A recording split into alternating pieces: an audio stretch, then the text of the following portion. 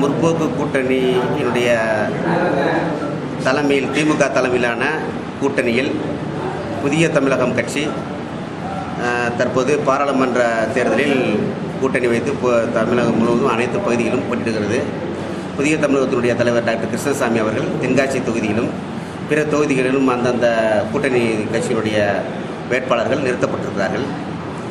தேனி பாராளுமன்ற தொகுதியில் திமுக வேட்பாளர் பொன்முத்துராமலிங்கம் அவர்கள் இங்கே போட்டியிடுகிறார்கள்.